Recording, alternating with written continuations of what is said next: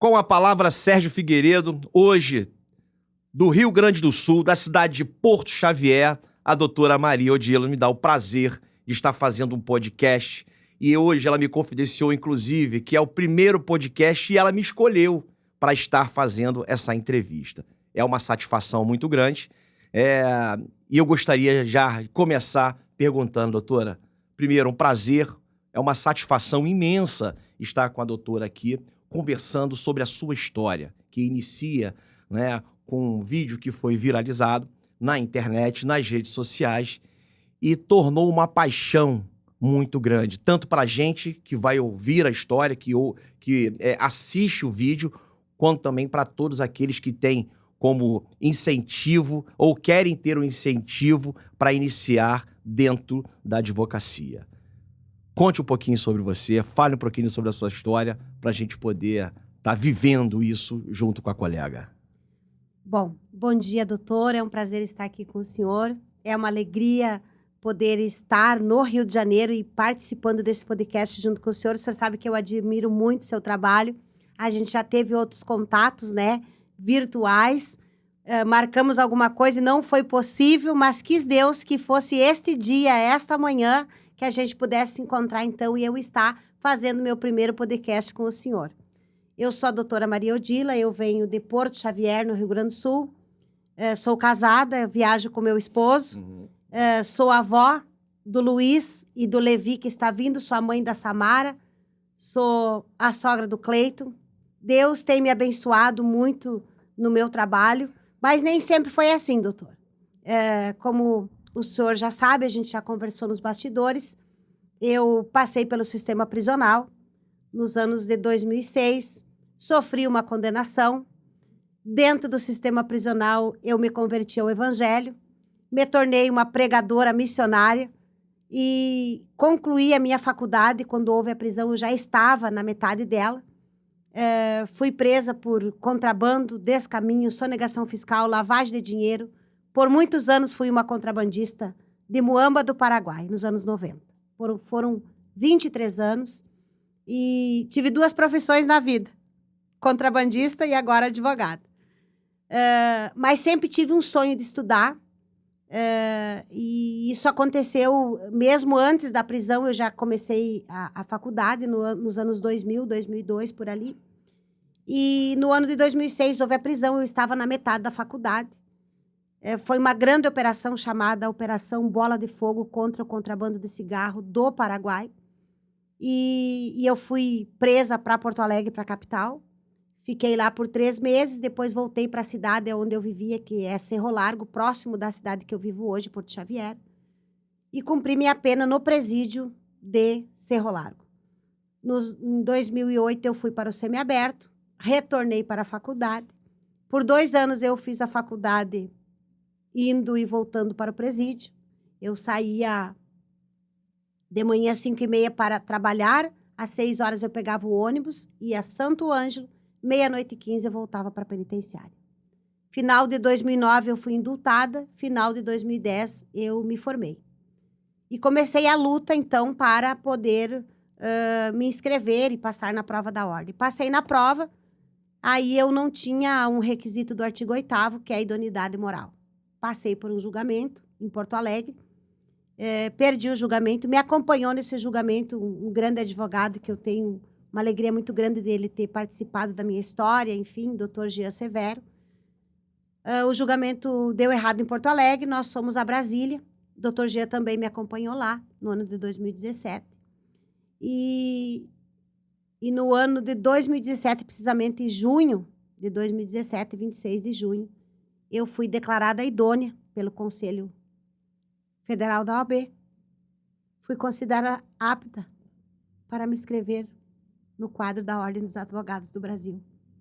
No dia 28 de fevereiro de 2018, eu me tornei uma advogada. E hoje eu estou aqui. Cara, que história, doutora. É algo assim que chega a me arrepiar, entendeu? Porque é uma história de mudança, é uma história de superação, de querer vencer na vida, né? Então, quando a doutora falou que você só teve 2 profissões, não.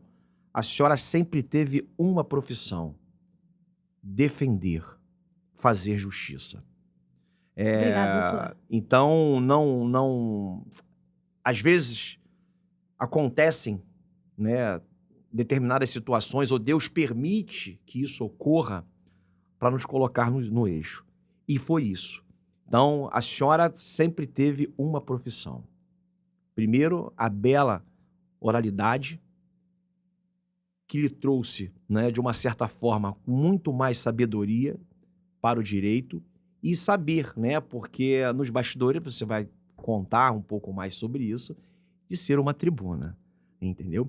Mas antes da gente entrar nessa questão toda, superando toda aquela fase, que eu não quero mais falar dela, não é que a gente tem que esquecer, pelo contrário, né, a gente aprende na vida com os nossos erros, e qual é o ser humano que nunca errou. Inclusive, eu sempre falo que todos nós somos suscetíveis de responder um processo, né? E não necessariamente aquilo nos define. Mas no momento que você termina a faculdade e cria a expectativa, vou advogar, mas você encontra essa barreira. Como é que foi para a senhora aquele momento? Foi um momento decisivo, né? Eu costumo dizer que decisões mudam destinos. E a decisão que eu tomei de enfrentar tudo e todos naquele tempo, de não olhar para os nãos, né? De não se preocupar com o pensamento dos outros. Porque a gente, se você ouvir as vozes externas, você não segue o teu chamado nem a tua missão. Então, eu já tinha ouvido a maior e melhor voz que eu podia ouvir na minha vida, que foi o chamado de Cristo. Sim. A minha conversão, ela me deu forças para mim vencer essa etapa difícil de não ter recursos, de ser ajudada por amigos, de ser abençoada pelas pessoas e mesmo assim não me sentir indigna e pensar que chegaria um tempo que todo aquele momento difícil que eu estava vivendo se tornaria em bonança. E isso me deu força para mim caminhar, enfrentar os julgamentos, enfrentar a discriminação, o preconceito, porque não é só a discriminação, mas todas as pessoas que elas passam pelo cárcere, elas carregam um estigma. E é o estigma do cárcere. Muitas pessoas não conseguem olhar para você como alguém que mudou. Eles te reportam lá para o teu passado. E eu não me importei com isso, porque eu sabia que o que tinha na frente, que a promessa que Deus tinha feito para minha vida era muito maior do que isso. E baixei a cabeça e estudei. E trabalhei no que veio. Fui faxineira, vendi bombom, trabalhei em escritórios de advocacia, passei por um escritório do Dr. Alberto Frantes, que é um advogado criminalista, que foi uma das pessoas que... Foi os primeiros júris que eu fiz como estagiária junto com ele, que me fez eu me apaixonar pela tribuna. E eu sabia desde o começo que eu queria ser uma advogada criminalista, plenarista de júri. E essa paixão, eu vivi isso lá no passado. Então, tudo isso me fez entender que eu precisava ser forte. E hoje, quando eu olho para trás, eu vejo assim, aqui, você tem que ter a sua verdade, né? E a Bíblia diz, conhecereis a verdade e a verdade vos libertará. E eu tinha a minha verdade. A Maria Odila, do passado, ela não existia mais. Existia uma Maria Odila disposta a viver um sobrenatural de Deus para abençoar a vida de pessoas. Que muitas pessoas precisam, doutor Sérgio, de uma Maria Odila, de um Sérgio, para dizer para elas assim, ó, eu passei por isso, você também pode. E a minha maior alegria é isso hoje, poder desempenhar o meu trabalho e dizer para as pessoas, não importa a situação que você está, se você se posicionar e trabalhar e estudar e confiar em Deus, você vai chegar lá, porque eu cheguei. Amém. É demais. Eu já ouvi muitas histórias, doutora, mas essa é de se apaixonar. Superado toda essa fase, carteira da OAB nas mãos, né? Aquele momento, apesar desse contato direito, que a doutora já falou que já teve, né? Trabalhou em escritórios, né? E fez o primeiro júri acompanhando, né? Um advogado. Como é que foi entrar no júri sozinha, olhar, né? para um promotor de justiça, olhar para um juiz, olhar para aqueles jurados. Qual foi a sensação?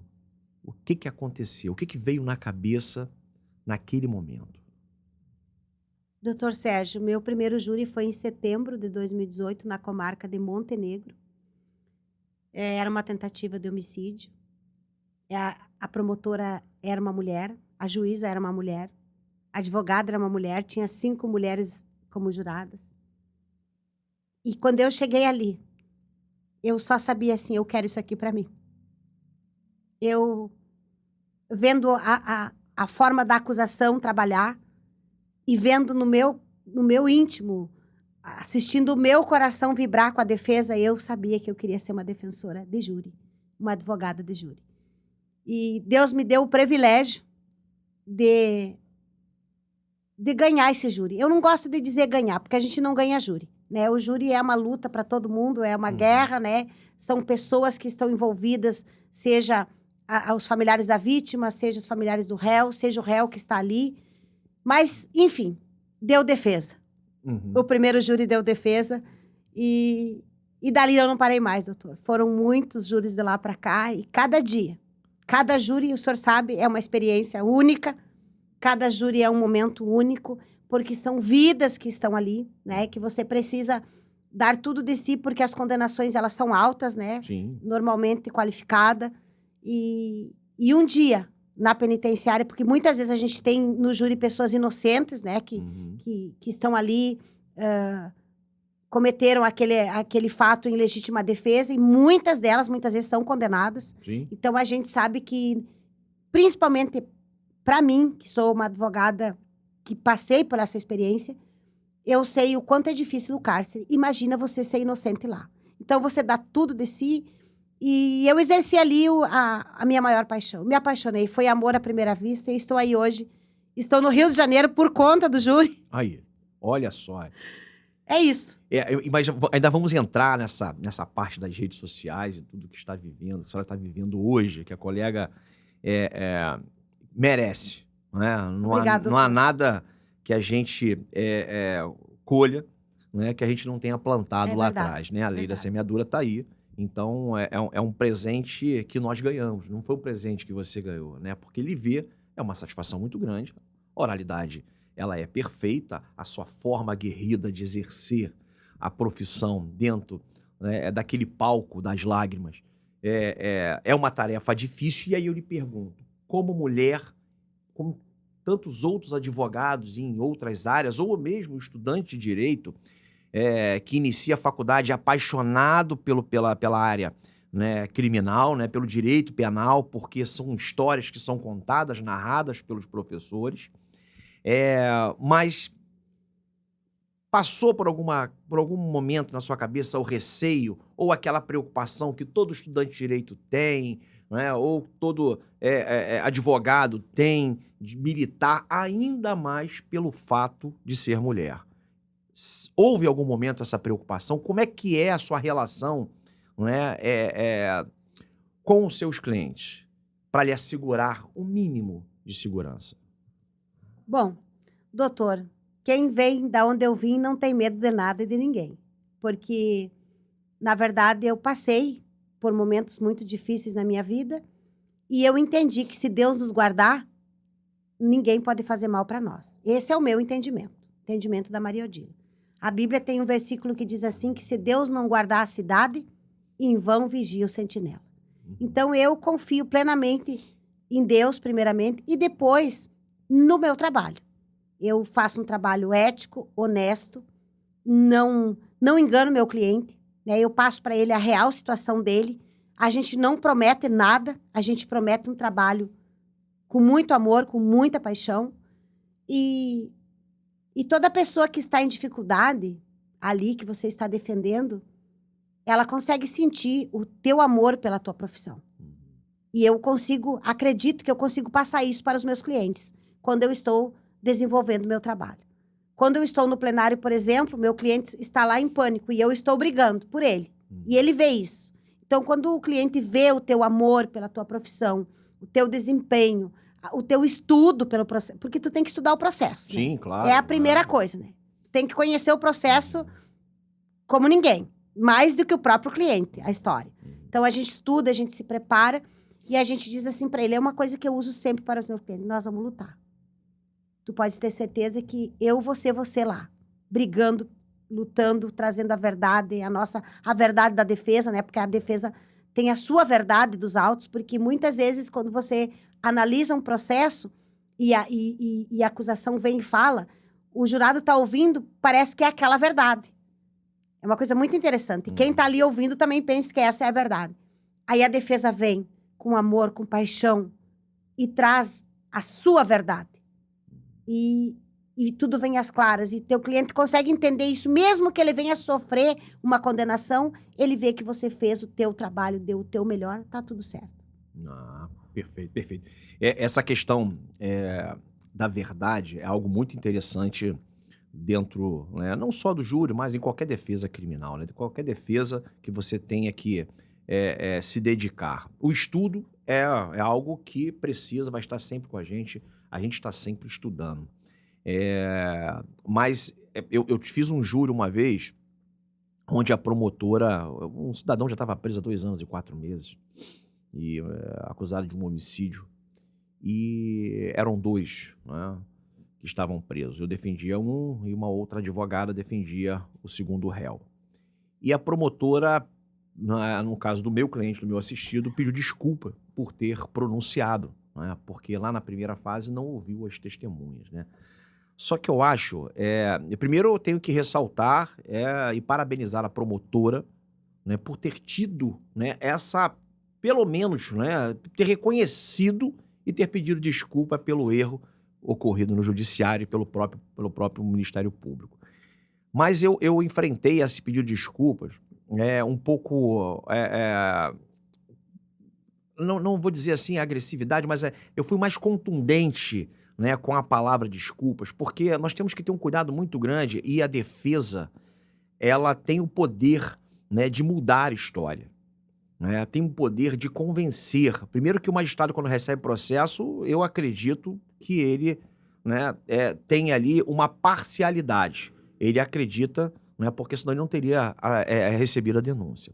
Não é a parcialidade de querer condenar, não é isso, né? Tá ali, tá escrito, ele denunciou, recebeu a denúncia, ele acreditou naquela denúncia. O Ministério Público, por si só, se ele não acreditasse em tudo aquilo que estava ali, ele não teria denunciado. E o delegado, a mesma coisa, não teria indiciado. Então, quando você muda, eu acho que é muito mais do que uma desculpa que tem que haver. O Estado, ele tem que aprender, ele tem que ser responsabilizado, né, pelas injustiças praticadas, impostas, porque por mais que a gente, né, sofra com um caso ou que a gente fique mal em razão de uma condenação de um cliente nosso, isso 2, 3 dias vai passar. O cliente são décadas sofrendo toda aquela injustiça. Então, o papel da defesa, o papel do advogado criminalista, ele é fundamental. E aquele que não entende, fique tranquilo que um dia vai entender. Verdade. Como eu falei, né? Ninguém está livre de responder um processo. Ninguém está livre de ser investigado, entendeu? Então, assim, nós temos histórias aí, mais histórias que podem contar o que eu estou falando e retratar justamente o que eu estou falando, né? Nós tivemos já ministros, né, do STF que hoje, né, no STF que responderam, né, por conta de uma perseguição. Uma outra pauta também importante dentro da advocacia, doutora, a criminalização da advocacia, né? Confunde a gente com os nossos clientes, né? Acham que a gente, pelo fato de estar recebendo honorários, nós estamos pactuando, né, com o erro do nosso cliente. Não, na verdade, a gente trabalha e a contrapartida de um trabalho exercido é o nosso salário, que são os nossos honorários. E a gente recolhe tributo, a gente paga, né? Então, é um absurdo pensar que a advocacia, pelo fato de receber honorários, ela estaria ligada diretamente com o crime praticado ou com o réu que está respondendo. Então, esse é um tema bastante delicado dentro da advocacia que nós estamos avançando para tentar impedir esse preconceito com a gente. Mas falando em preconceito, dentro do tribunal do júri, essa forma, né, que o Ministério Público e o juiz acabam conduzindo as audiências, falando numa advogada combativa que a doutora é. Como é que é isso? Que eu já vi vídeos da colega, né? E acaba que, às vezes, ocorrendo alguns excessos por parte, né, do promotor de justiça, da promotora de justiça, do juiz, da juíza, ou, muitas das vezes, de um advogado que está como assistente de acusação. Né? Como é que... Conta um pouquinho como lidar com isso, doutora. Bom, doutora, eu tive o primeiro...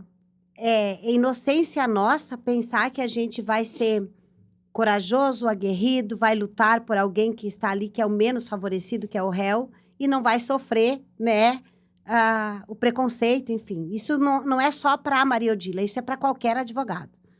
E eu tive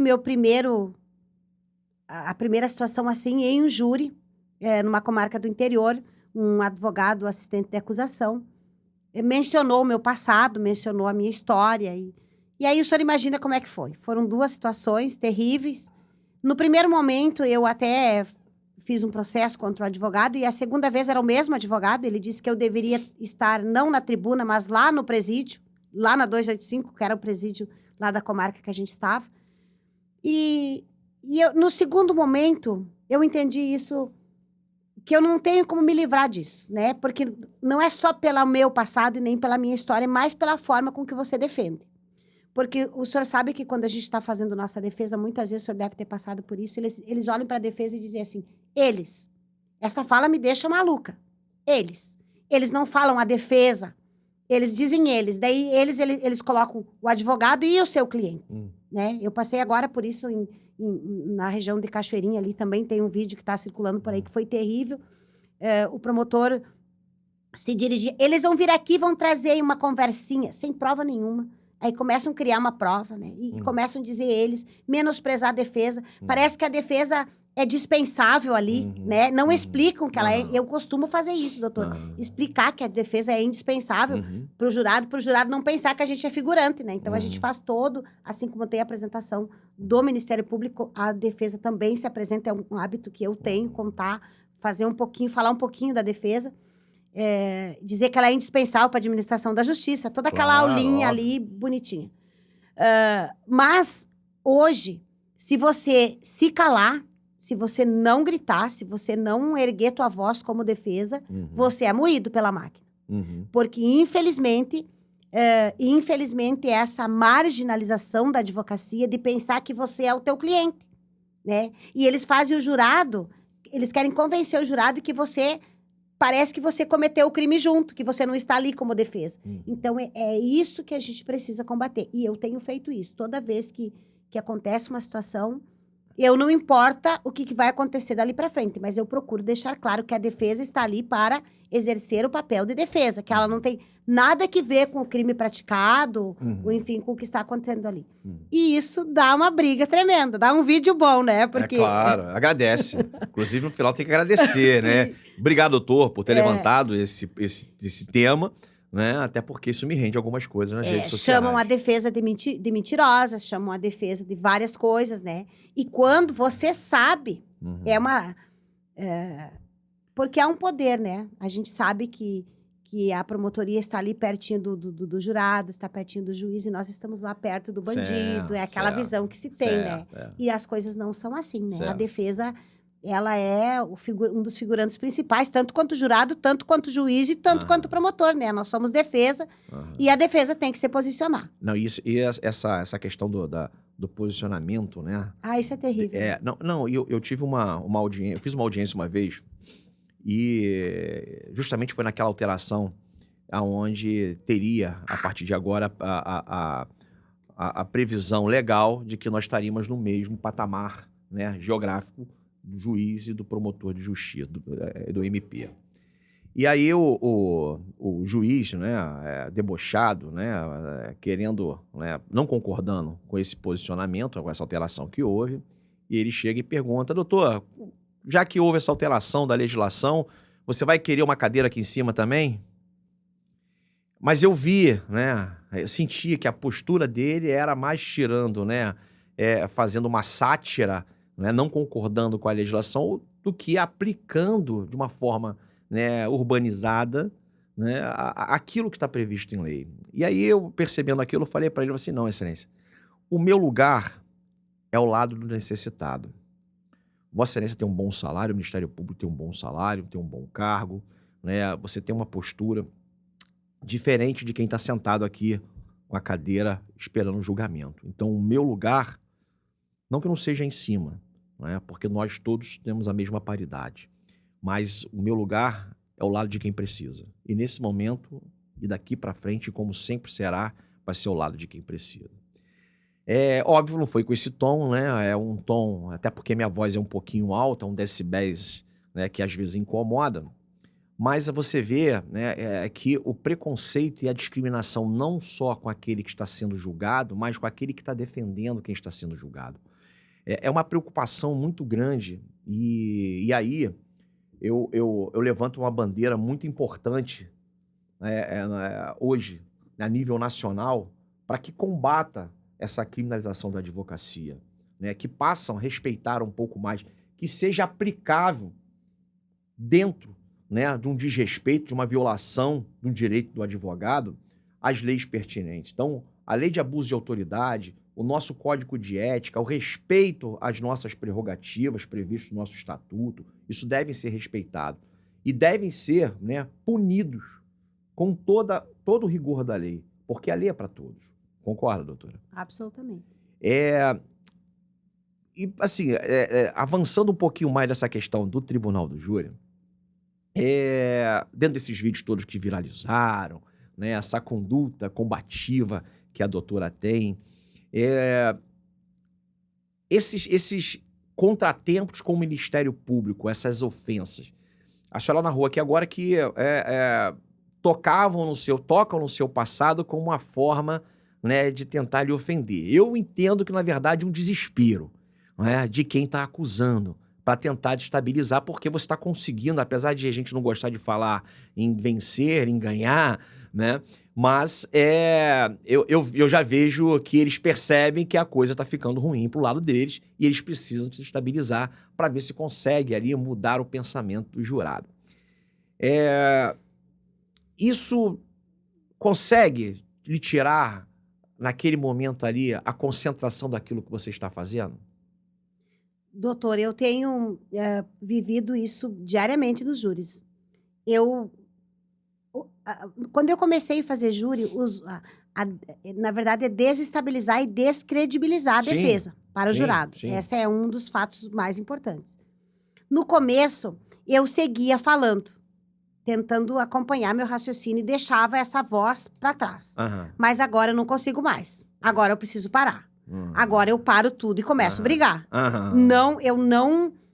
Porque 1 minuto de desconcentração pode me colocar toda a liberdade do meu cliente e a vida dele em risco. Então, eu paro tudo e enquanto eu não calo aquela voz que tá me atormentando ali, tentando me impedir de trabalhar, mas eu uso uma técnica. Eu não interrompo. A não ser, claro, que tem uma questão técnica mesmo, né, processual. Eu não uso essa técnica de atrapalhar, de ficar me metendo na fala do Ministério Público. Não faço. Eu escuto tudo, a não ser, claro, uma observação, se for algo processual. Do contrário, eu fico ali, ouvindo tudo. Eu escuto tudo. Não trabalho com anotações, eu vou ouvindo tudo, só vou anotando os tópicos. Aí, depois, quando chegar na minha vez, não tem conversa, né? Eu sou gaúcha e sou defensora e eu não aceito. Eu faço parar. Teve o caso agora que foi em Cachoeirinha, um promotor muito experiente. Eu não tinha vindo ainda para a capital, né, na região metropolitana. Quando eu cheguei ali, tinha 2 promotores, a situação era diferente dos nossos júris do interior. E eu não me assustei. Eu fui para cima e ele... Porque, assim, uma coisa é quando tu sabe, você está estudando, você estudou o processo, você sabe que não é aquela... O chato é quando eles começam a descredibilizar a defesa e usar caminhos que não estão no processo. E isso é terrível, porque vai minando a mente do jurado, né? Que daqui a pouco vai votar. Então, ali eu enfrentei isso e, graças a Deus, houve uma absolvição da minha cliente, porque eu não baixei a cabeça. Eu consegui com que ele ficasse quieto e me ouvisse falar. E disse pro juiz, eu vou parar. Ou ele para ou eu paro. Aí, Ele ficou quieto e eu consegui fazer um bom trabalho, minha cliente foi E absolvida. o juiz chegou a se manifestar? Sim, o juiz chegou a se manifestar. Só que assim, ó, é um desrespeito, porque o juiz também até parece meio chato, né? Tu ficar xingando um senhor de idade lá, dizendo, não, tu tem que parar, né? Então, eu usei a persuasão de dizer, o senhor, quero respeitar seus cabelos brancos, mas o senhor não tá me deixando. Então, o senhor fique quieto, me respeite e pare de me incomodar. Assim, ó, bem de boa. Aí, cessou tudo, eu consegui trabalhar, foi um júri lindo, uma absolvição linda. Mas todo dia isso acontece, né? Então, tu não pode... A lei é não baixar a cabeça. É não baixar a cabeça. E qual é a sensação que a doutora tem quando você... óbvio que a gente, quando está dentro do júri, a gente tem a notícia, né? Primeiro que o réu, né, do que os familiares, da absolvição, né? Eu acho que esse é o momento que a gente se emociona, né? E qual é a sensação da doutora nesse momento, né? Você tem isso, né, apenas como dever cumprido, ou você consegue viver esse sentimento daquele que está sendo absolvido? Doutora, eu vivo o sentimento. Eu sou sentimento puro. Carrego toda a minha história, né? Envolve muito sentimento, envolve muita emoção. Então, quando eu vejo alguém ser absolvido, eu vivo aquela história. Porque eu, quando começo a preparar um júri, quando eu assumo um caso, eu tenho, por exemplo, o João. O João vai fazer parte da minha oração. O João vai fazer parte do meu caderno de oração. O João vai fazer parte dos pedidos de oração que eu faço por onde eu ando, a família dele. Então, eu começo a viver a vida daquele processo.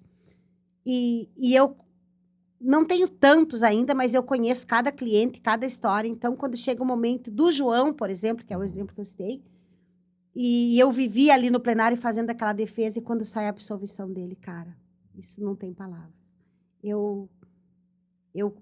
Contar para a família da absolvição é o momento mais lindo. Até tem um vídeo agora que está rodando aí, que foi do último júri que eu fiz.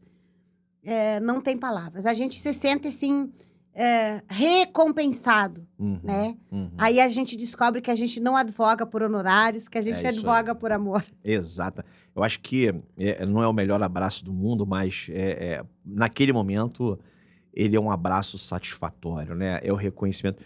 E isso, às vezes, na rua, né? Quando a gente encontra o cliente, né? Passado um tempo e que está vivendo a vida, superou aquilo tudo, está conseguindo, né, conduzir da melhor forma possível o presente que a gente acaba dando para eles, né? A gente não ganha, mas a gente presenteia, né? Porque a gente sabe o quanto a gente se dedica no processo. São horas, semanas, meses, às vezes anos, né? Com o processo debaixo do braço, estudando, né, tomando medidas, recorrendo, né, para que possa proporcionar a ele um julgamento justo. Então, o presente da liberdade, depois a gente também recebe um outro presente de ver que ele mudou. Para mim, essa é uma satisfação muito grande, que isso serviu de lição. A restituição da dignidade. A ressocialização é algo que não muda. E aí, aproveitando essa emoção que a senhora colocou agora, essa frase, de todo o coração do mundo, todo o sentimento mais puro que possa ter, nessa minha fala, e que leve isso para o seu coração. A doutora é uma vencedora. E aí, não se ofenda com o seu passado. Não se ofenda jamais com o seu passado. Por uma única razão. Eu acho que é ofensivo dentro do tribunal do júri. Como já ocorreu com outras duas colegas. Você pegar um promotor de justiça e chamar de cadela, de galinha, aí é uma ofensa. O seu passado não. O seu passado mudou sua história. E você muda a história, doutora. Entendeu? Obrigada. Então, é algo que... vão ter pessoas que nunca passaram por isso, mas nunca vão chegar aonde a senhora chegou. Entendeu? Então, nós temos um presente. Maria Odila. Você é o nosso presente. Entendeu? Então, essa superação, não permita, não se incomode com isso, não. E nem trate isso como algo que venha mudar esse momento do plenário.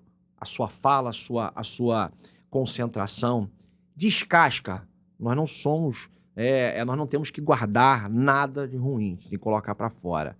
Temos que ser combativos, né? Mas entenda que quando eles começam a tentar destabilizar, é por uma razão. Eles estão perdendo. É só isso. Eles só tentam fazer isso quando começam a gritar, começam a berrar, começam a ofender. É o desespero de quem está perdendo, entendeu? Então, essa fala, ela é muito importante a gente colocar isso. E para todos que estão, na verdade, vivendo esse momento de instabilidade dentro da advocacia, né? A doutora Maria Odila é o maior exemplo de superação e que se reinventa, né? E todos nós também podemos se reinventar, entendeu? Mas voltando ainda a essa questão dos júris, né? A senhora colocou para mim que já fez quase 40, não é isso? Ou mais de 40? Não, quase. Quase 40 júris e, pô, é muito júri, né? Você vai pegar alguns advogados civilistas que ainda não conseguiram fazer 40 audiências, né? Então você imagina dentro do júri, porque é um crime muito específico, não é? Nós temos um Código Penal, né, com mais de 300 artigos, e você tem a pena do 121 e 129 que trata os crimes contra a vida, entendeu? Assim, é limitado, né? A gente sabe que a maioria das pessoas não tem condições de pagar um advogado para poder fazer um júri, porque o júri é caro. Apesar de muitas das vezes a gente fazer em pro bono, sem cobrar nada, até por uma questão de humanidade, não é? Com relação àquele que precisa da justiça, entendeu? E a gente se sensibilizar e acabar assumindo o caso sem cobrar nada, mas, em regra, o júri é caro, não é? Nem todo mundo tem condições. E 40 júris, você já está num patamar já muito acima de muitos... Quase. Já está lá, entendeu? Então, assim, num patamar diferenciado dentro de uma realidade, né, dos advogados no Brasil.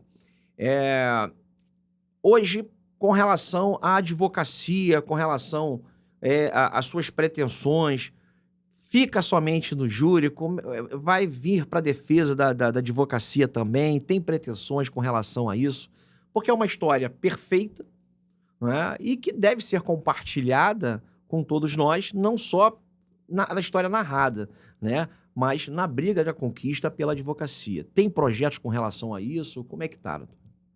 Doutor, eu estou no mundo, como a gente diz, né? Eu estou pronta para viver tudo aquilo que Deus tem preparado para mim. Estar no Rio é algo que não estava no meu coração nesse momento. Mas, enfim, aconteceu devido à viralização do vídeo. E eu estou pronta para voos mais altos dentro da minha profissão. O que é voos mais altos? É viver experiências novas. Estudar, eu estou fazendo uma pós-graduação, me envolver na militância mesmo em prol da advocacia criminal, em prol do Tribunal do Júri, que hoje é a minha vida, é a minha paixão.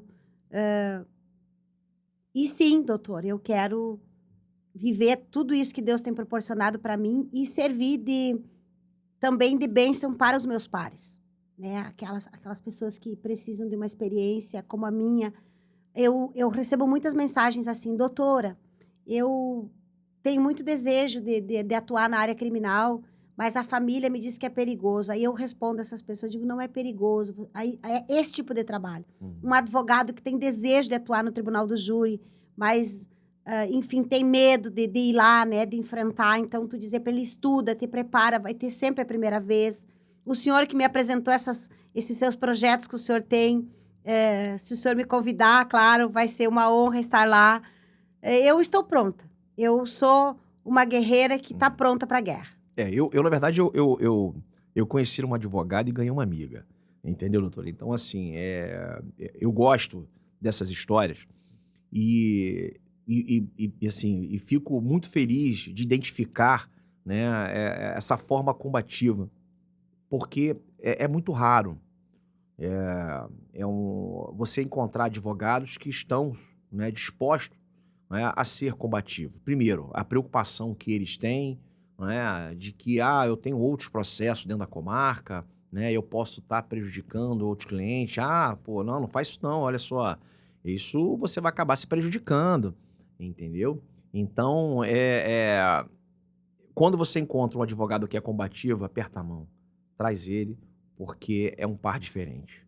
Entendeu? Doutor, isso acontece comigo na minha comarca, porque a minha comarca é uma comarca muito pequena. E eu sou a única criminalista que tem lá, assim, exclusiva de júri. Aham. Aí as pessoas vêm me contratar e eu conheço a família da vítima, conheço o parente dela, é o amigo do fulano, que é amigo do Beltrano. Aí o que acontece? Ah, eu não vou pegar. Não, eu pego. Porque eu não tenho nada que ver com... Isso é uma coisa minha de advogada. É o meu trabalho, é a minha profissão. E eu não posso selecionar um cliente. A pessoa está precisando, ela está necessitada de uma defesa. E eu me sinto privilegiada quando alguém nos procura. Então, eu não escolho o caos. Não tem essa... Ah, é parente, não importa. Não importa. A gente vai lá, faz o júri, briga, chora, luta, vence, perde, vai seguindo, né? Você tocou até num ponto bastante interessante, até para quem está nos assistindo. Essa exposição, né? Você, na rua, que é numa comarca pequena, enfim, todo mundo se conhece, né? Essa exposição de estar defendendo alguém, mas do outro lado você tem a família da vítima que também lhe conhece. Há uma retaliação ou você consegue deixar isso bem claro para todos, né? Olha só, gente, a defesa está aqui e se eu não estiver aqui, esse julgamento não acontece. Ninguém conseguirá fazer justiça se não tiver uma defesa técnica, né, proporcionando, né, o contraditório e a ampla defesa, entendeu? Isso lá, como é que funciona? Como é que você consegue lidar com relação a essa questão lá? Bom, na minha comarca, eu fiz 2 júris até agora. Eu faço muito nas comarcas vizinhas. Eu procuro explicar para as pessoas que a Maria Odila, pessoa, missionária, mulher, é a Maria Odila. Mas a Maria Odila, advogada, criminalista, plenarista de júri, ela é a Maria Odila pronta para a briga, né? Então, quando eu assumo um processo, eu sempre explico para a família, a gente vai ter algumas, pelo fato de ser uma comarca pequena, todo mundo se conhece, mas ali a gente não tem, nesse momento, a gente não tem comprometimento com ninguém, a não ser com o nosso cliente. Sim. Né? E eu consigo... Eu acho que essa faculdade que a vida me deu me ajuda a viver isso. Eu saio de boa. Eu não carrego nada, doutor. Se tem uma das coisas que Deus me ensinou e a penitenciária me ensinou, é viver um dia de cada vez. Eu não carrego nada. Nada pesa meus ombros. Eu vivo o dia de hoje, agradeço pelo dia de hoje. Não sei se vou ter o amanhã. Né? Eu já não era para ter amanhã há muito tempo, né? Então Deus me deu uma segunda oportunidade e eu vivo cada dia como um presente. As pessoas que passam pela minha vida todos os dias são bênçãos de Deus. O senhor está sendo uma bênção na minha vida. Amém. Eu sempre admirei muito o seu trabalho. Obrigado. Saber que quando o senhor me chamou lá no WhatsApp, eu pensei, é esse cara mesmo? Será que é? E Deus tem feito isso comigo. Deus tem me surpreendido todos os dias com pessoas maravilhosas, com trabalhos incríveis. A gente está fazendo um livro que vai ser lançado agora, nos próximos meses, com a nossa história. A gente vai ministrar nos Estados Unidos, contar a nossa história. Olha. Temos um convite. Tudo financiado pelo céu. O céu tem cuidado de nós. Que coisa. É uma coisa muito incrível. Então, eu vivo cada dia de uma vez só. Deus tem me dado pessoas, amigos que têm surgido nessa caminhada, né? A minha chegada ao Rio, eu fui presenteada com tantas pessoas que eu nunca vi e que já me amavam, que já me esperavam, já cuidavam da minha chegada aqui. E eu sempre costumo dizer que é só o céu que pode fazer isso, e o céu tem feito isso na minha vida. Então, eu sigo de boa. Eu não carrego nada, não carrego mágoa de ninguém. Eu faço meu trabalho, vou embora de cabeça erguida. Se deu certo, se eu ganhei, se a gente ganhou o júri, se nosso cliente foi absolvido, amém. Se não deu para a defesa naquele dia, eu entendo, vamos respeitar a posição do jurado, né, que a gente também precisa respeitar. E seguimos, um dia de cada vez. E eu sei que tudo que Deus tem para nós é grande, porque o Senhor não tem nada pequeno para ninguém. Verdade, essa frase é perfeita. Né? As pessoas, muitas das pessoas me procuram, doutora, para tirar dúvida, advogados, né, para tirar dúvida sobre a questão da gravação das audiências. Como é que a doutora lida com isso? Como é que né, tá enfrentando um judiciário que não quer permitir as gravações? Isso acontece nas comarcas por onde a colega passa? Como é que é a posição, né, da colega com relação a isso? Doutora, há casos e casos. A gente tem comarcas maravilhosas, juízes maravilhosos que não tem nenhum problema com a gravação, que para eles, tanto que a gente vai lá, comunica, né, faz toda aquela questão por cordialidade, não filma o jurado, né, tudo aquilo Claro. que é normal. Precisa preservar, né? E tudo. É muito tranquilo, tá? Muito tranquilo. Agora, tu tem aquela comarca que o juiz não quer ser filmado, o promotor não quer ser filmado, ele não quer que uma pessoa de fora filme, ele não quer que a tua equipe filme, ele quer que você filme, ele complica a tua vida, né? Tu chega lá para fazer o júri, porque eles sabem que você é o advogado que filma. Você é conhecido como o advogado que filma. Aí eles não querem que tu filme, né? Eles não querem que apareça nada. Aí você tem que fazer tudo isso que o senhor faz, né? Citar o código, o artigo. Eu até lhe aconselho, doutor, o senhor fazer um cursinho aí. Vai vender, porque é uma dúvida muito grande. Até da parte de muita gente que a gente conhece.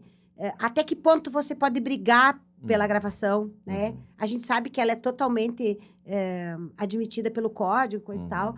Mas você precisa saber ter a colocação certa, né? Saber que pode não é suficiente. Tu precisa poder sustentar isso quando o problema chegar, né? Então, são essas coisas que trazem dificuldade para quem quer gravar a audiência ou o júri, enfim. Então, há todo tipo. Há aquele que quer, que não se importa, há aquele que não quer, né?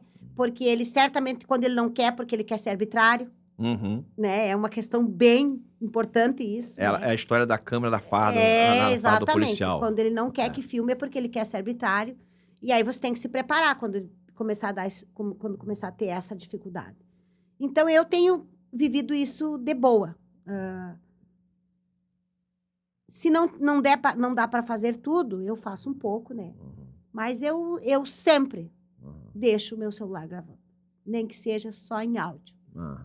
É uma dica. E isso, né? A gente sabe que há uma dificuldade muito grande do judiciário entender que há uma necessidade. Em razão de quê? Primeiro que o abuso, ele existe, né? Os excessos existem, estão aí, estão sendo divulgados, né? Você vê, né, uma juíza trabalhista, substituta, que começa a gritar com uma testemunha e exigindo que a testemunha chamasse a juíza de excelência, entendeu? Mandando a testemunha calar a boca, né? Gritando. E se não houvesse uma gravação? Você vê um promotor de justiça de uma comarca, né, que chama a advogada de cadela, ou melhor, vale menos que uma cadela. Se não houvesse uma gravação, se não tivesse alguém gravando através do aparelho celular, né? Teve um promotor de justiça em Minas Gerais que chamou uma advogada de galinha garnizé e que ela estava fazendo striptease dentro do júri. E se não tivesse uma gravação? Entendeu? Então, assim, e agora, recentemente, o desembargador do Paraná foi afastado por ter narrado, né, sustentado, de que a mulher está procurando o homem. Entendeu? Elas estão perdendo o controle. Então, assim, e essa gravação foi feita por alguém que estava sentado, aguardando, né, o momento da sustentação dele. Então, a necessidade, ela é grande de você produzir esse tipo de prova para coibir esse tipo de abuso. E é desnecessário você hoje estar dentro do judiciário, estar dentro de uma audiência, né, e você ter que ficar preocupado em ter que gravar, porque pode ser que haja um abuso e não vai ter prova para poder provar que houve um abuso. Você vai ter que sofrer aquele abuso, baixar a cabeça e ir embora, porque você não tem prova. Entendeu? Então, assim, é mais absurdo a gente ter que gravar do que impedir que a gente grave. Entendeu? É a inversão de valores, a coisa não poderia acontecer dessa maneira. Não haveria necessidade da gente estar passando por isso e exigir, né, que seja aplicável o Código de Processo Civil. Né? É claro que muitos advogados se excedem, sim, também. Ou melhor, que muitos advogados acabam se excedendo, não há dúvida com relação a isso. Nós temos casos, estou falando de juiz de promotor, mas posso falar aqui de advogados também, que dá voz de prisão para o juiz. Espera aí, olha só, vamos estudar, gente. Para você dar voz de prisão para o juiz, você tem todo um requisito. Né? Não cabe você dar voz de prisão para o juiz dentro de uma sala de audiência, ou para um desembargador dentro de uma câmara, né? Dentro de um plenário. Calma aí, não é. E aí publica isso nas redes sociais, acaba repercutindo, e só que repercute também negativamente, porque é a falta de conhecimento técnico. Então, a gravação ela é fundamental. Existe um movimento nacional que está sendo produzido, né, pelo Conselho Federal da OAB e também pelo CNMP, que é o Conselho Nacional do Ministério Público, para tentar compor, para permitir que grave, eu não consigo entender, porque se está previsto no Código de Processo, eu não entendo que um acordo entre duas instituições sobrepõe uma lei federal. Eu não sei o que está acontecendo. Mas eu entendo que eles vão proibir da divulgação desses atos nas redes sociais. Entendeu? Eu acho que estão caminhando para isso, doutora. Então a gente vai enfrentar isso daqui a pouco. Vamos aguardar que acordo é esse, o que está vindo, para a gente poder depois se manifestar e fazer aí um movimento nacional em combate a esse tipo de atitude. Porque a gravação ela é permitida. O STF, as audiências, as sessões de plenário no STF são públicas. Do STJ também são públicos. Ainda que haja toda a discussão, desentendimento, nós temos alguns eventos históricos, que foi aquela discussão do ministro Luiz Barroso com Gilmar Mendes, né, e vieram para os anais, né, do mundo afora, e ninguém fez nenhuma crítica, entendeu? Então, ou seja, quem cometeu abuso, se houve abuso, o julgamento não é esse, entendeu? Mas a gente divulga, primeiro, como uma forma didática para o advogado, né, aprender a lidar com aquilo. 2, né, para que as autoridades competentes possam, né, intervir e tomar providência contra o abuso praticado contra aquele advogado ou contra aquela advogada, entendeu? Então, essas gravações são importantes, a gente precisa brigar por elas e nos garante. E, como a colega falou, olha, ainda que eu grave, ainda que eu não possa gravar o vídeo, eu gravo o áudio. Eu também faço isso, doutora. Eu tenho um aparelho pequeno, né, que eu sou 24 horas grampeado. Eu ando na rua grampeado, entendeu? Justamente para poder me defender, que é difícil às vezes. Você sozinho você não faz prova. E aí você tem a questão da fé pública, você tem, né, aquela condição que desfavorece, e se você tem algo que está gravando, você tem um fator, né, da produção da prova que vai acabar trazendo elementos importantes de você combater o abuso de autoridade. Então faz bem, né, gravar, ainda que seja o áudio. Indico todo mundo que faça isso também, compartilhe com esse mesmo sentimento, que compre um aparelho, deixa isso pronto, né, à disposição dentro do seu terno, dentro da sua pasta, dentro do seu bolso do terno, entendeu? Dentro da bolsa das mulheres. Assim que possível, acionar, só apertar o botãozinho e começar a gravar. É fundamental e compartilhe com esse mesmo sentimento. A gente vai para a delegacia sozinha, né? A gente faz um trabalho vai fazer um flagrante, vai sozinha. Eu trabalho sozinha, né? Eu, por exemplo, não tenho uma equipe comigo, né? Então, eu preciso disso. Eu preciso, porque como o senhor citou esses casos, são casos que vieram à tona. Né? Agora, resta a gente saber aquilo que não veio à tona. É incalculável. É incalculável. Incalculável. Então, a gente precisa disso, né? Para uma prevenção, até para que a gente não venha sofrer depois algo que a gente não tenha feito, enfim, sendo injustiçado, coisas assim. E aí você vê, né, a preocupação de quem deveria nos representar com a Lei Geral de Proteção de Dados. Eu acho que nós estamos vivendo um momento de calar a sociedade. Estão tentando, de todo jeito, calar a sociedade. E isso muito me preocupa, porque não há qualquer relação comercial dentro do judiciário que possa aplicar a Lei Geral de Proteção de Dados. Né? Quando você está ali gravando uma audiência, você não precisa de autorização das partes. Primeiro que a audiência ela é pública, os atos são públicos, a publicidade faz parte da transparência, que é o princípio da publicidade. Então, não há o que se falar, nesse momento, de que você teria que preservar os dados. Quais dados? Ela é pública ou não é pública? Entendeu? Então, assim, com, né, um fundo de pano da LGPD, eles querem impedir que a gente grave e divulgue. Existe uma razão, né? Aí é um pensamento, a opinião do Sérgio, porque pela quantidade hoje de procedimento disciplinar em face, né, dos abusadores. Entendeu? Dos violadores do direito, violadores de prerrogativa. Entendeu? Então, a quantidade de procedimento disciplinar, né, que a reclamação disciplinar que ocorre é absurda. Entendeu? Na verdade, doutor, é aquela arbitrariedade com o advogado em sede de delegacia, porque só quem sabe, só quem atua, quem é militante, que sabe que vai lá na delegacia quando tem uma situação de flagrante, ou sabe o que é, como funciona esse momento. Então, qual é o objetivo de esconder? Qual é o objetivo de não tornar público? Né? Se nós fôssemos ouvir todos os advogados que tiveram suas prerrogativas violadas, nós ficaríamos aí meses ouvindo. Pessoas que iam contar histórias que a gente não imagina que seriam verdades e que elas acontecem. Então, sim, é essa luta que o senhor tem em manter isso para que possa se tornar...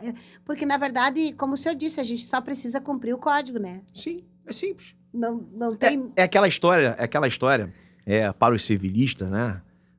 Um dia eu trilhei por esse caminho também. O escritório atua, mas eu me afastei completamente das demais áreas. É aquela história da multa contratual. Né? A multa serve para quê? Para nada. É só você cumprir. Exato. Não é isso? Eu posso botar uma multa aqui agora de 1000%. Sim. Mas ela é muita. Cara, ela não é nada. Basta você cumprir, pô. Então a lei é isso, pô. Parece que você faz esperando que vai dar ruptura depois, né? Quando você tem ali uma preocupação de você estar gravando, a sensação que eu tenho é que você quer me violar. Sim. Não é? É uma questão de lógica. Quando você tem a preocupação de que no contrato você colocou uma multa de 1000%, é porque você quer, né, possivelmente violar o acordo, né? Verdade. Que nós transigimos, não é isso? Verdade. Então, assim, não tem que ter preocupação com a gravação. Ele tem que ter preocupação de que o processo tem que tramitar de uma forma de que não haja necessidade de nenhuma outra medida que não seja processual. Cabe recurso? Vou recorrer. Agora, não vem querer dizer que uma advogada ela é cadela, vale menos que uma cadela. Não vem querer dizer que uma advogada, ela é galinha garnizer e tá fazendo striptease.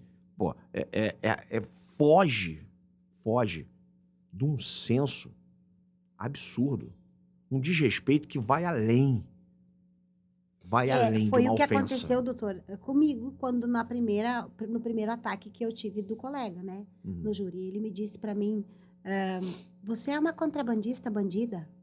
Você não devia estar... Imagina, no plenário, na frente do jurado.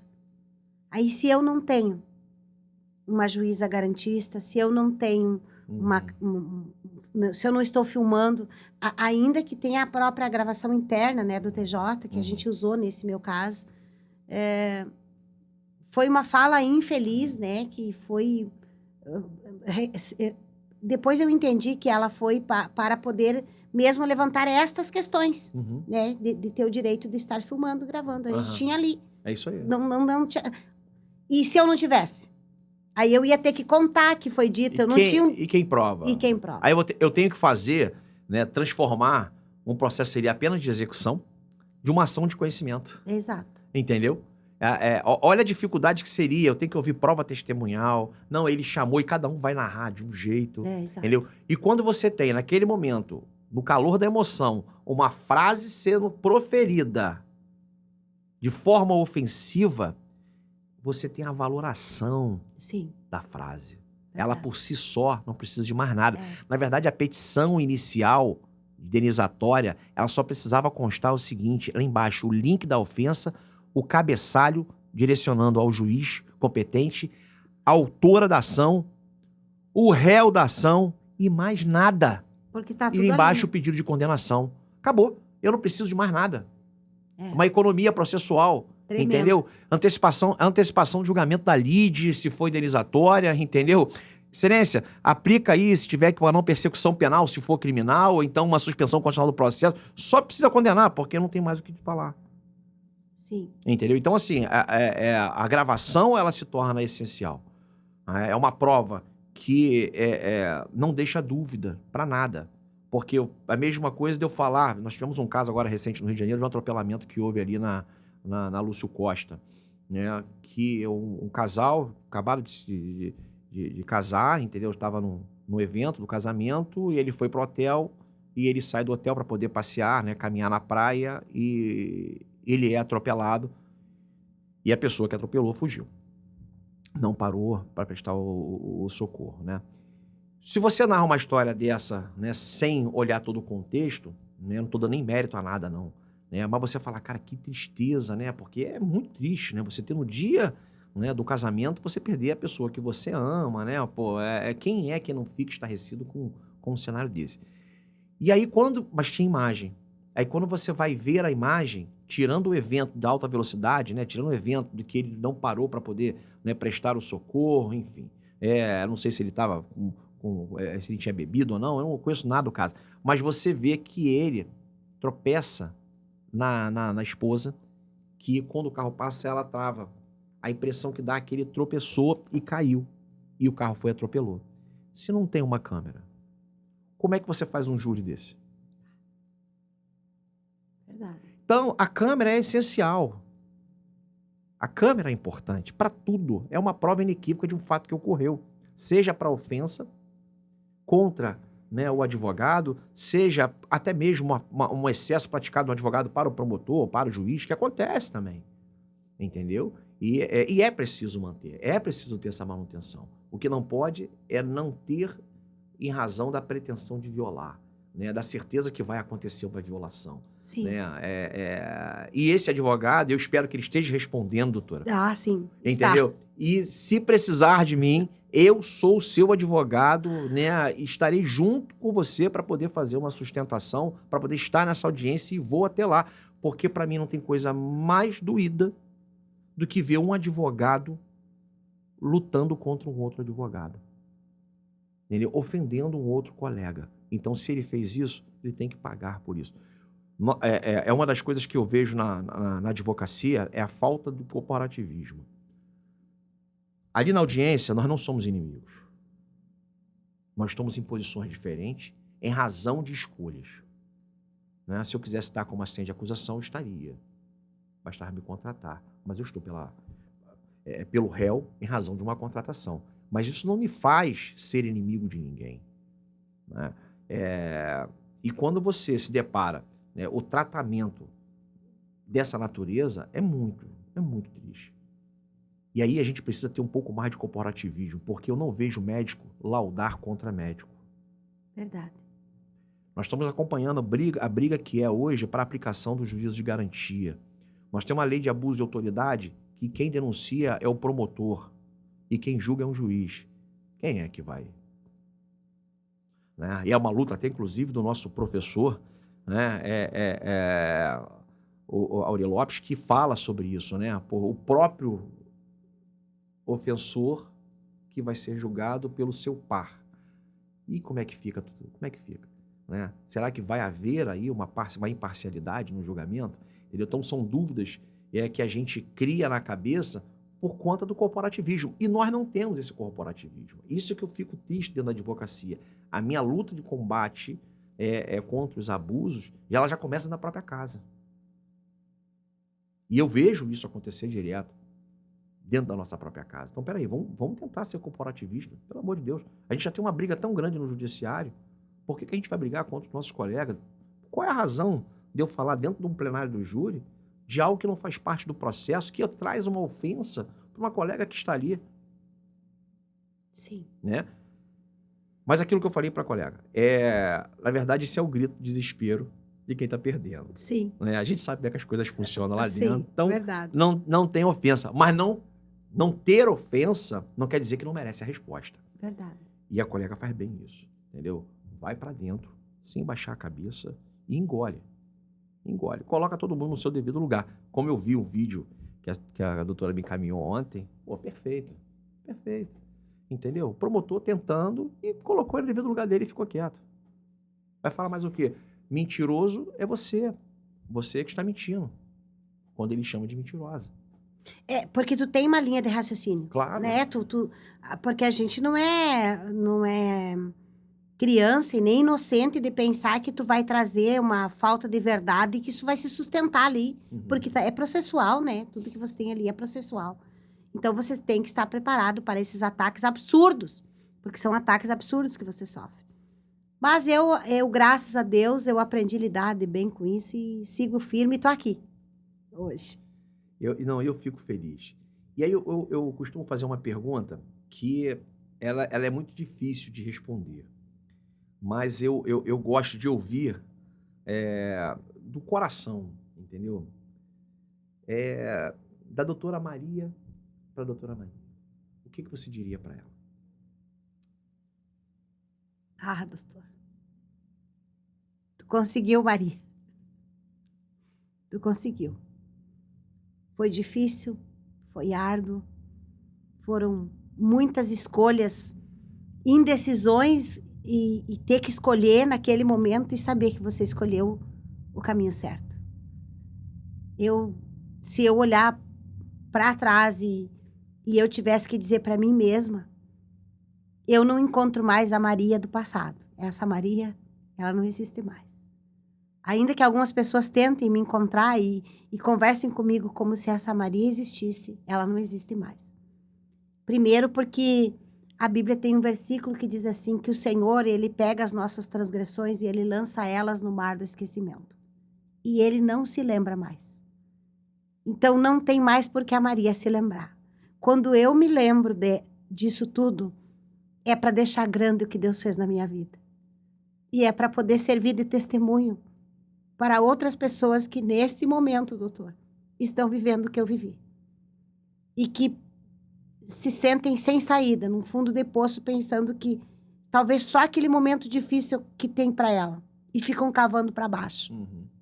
E eu amo dizer assim, olha para cima, que do céu tem resposta. Uhum. Que é para cima que a gente tem que olhar. E que quando a gente olha para cima, o Senhor nos estende a mão. E foi isso que ele fez para mim. Então eu diria para Maria, Maria, valeu a pena. Cada renúncia, cada baixada de cabeça, porque Cristo, ele também baixou a sua cabeça para os seus algozes. Ele não teve direito a um julgamento justo, né? E ele baixou a cabeça. Uhum. E ele liberou perdão para aqueles que o humilhavam. E nós temos o maior exemplo de superação. Uhum.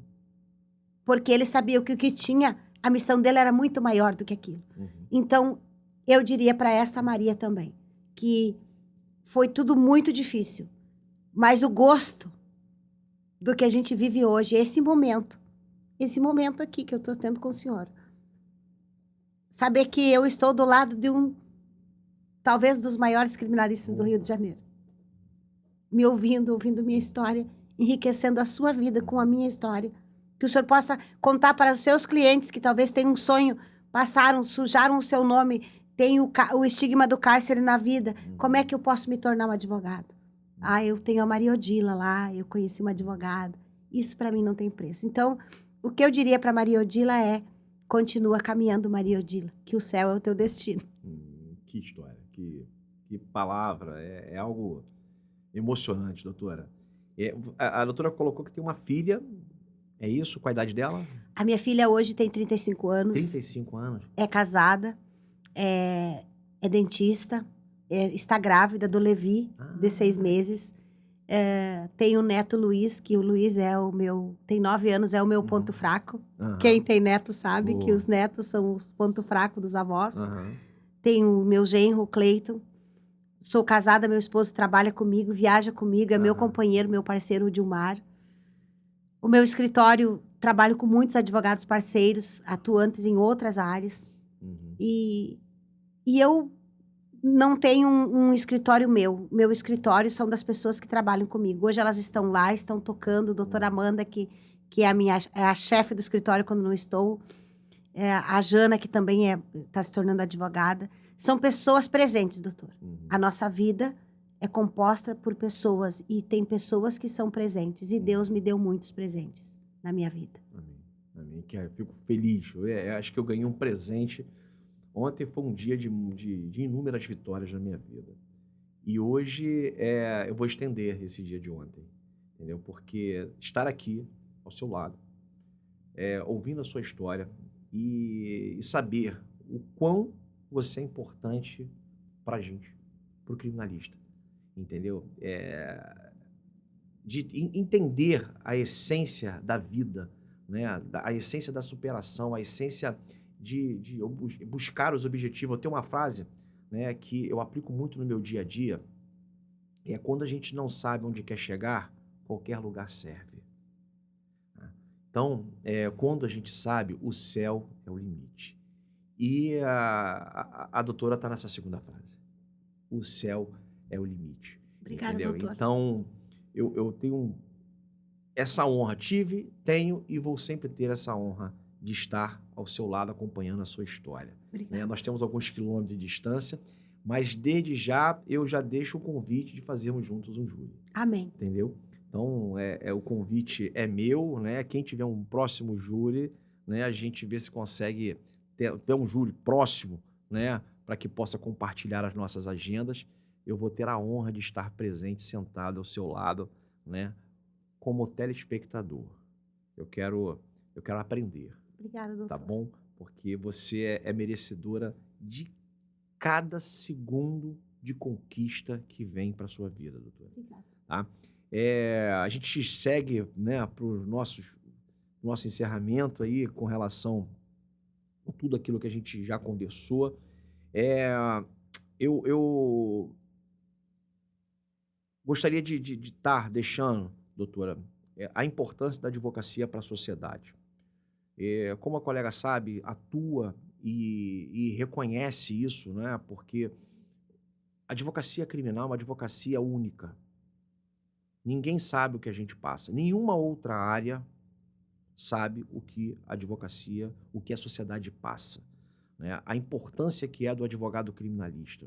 Né? Aquele que está na frente, no front de tudo, dos problemas relacionados ao Estado, do mau desempenho do Estado em relação à aplicação, né, do mínimo possível para aquele que está sendo investigado, a falta de paridade de armas, a falta, muitas das vezes, né, de uma equipe técnica para lidar com determinadas situações dentro, né, das delegacias. A gente está habituado com tudo isso daí. Mas o pior é o que acontece com o advogado com relação às violações. É uma briga eterna que eu tenho, e essa paixão que eu tenho pela advocacia, ela surge, né, justamente por esse fato de se ter sentido na pele, lá atrás, no início, uma violação que foi inaceitável, e nós buscamos, né, corrigir isso, e foi corrigido realmente.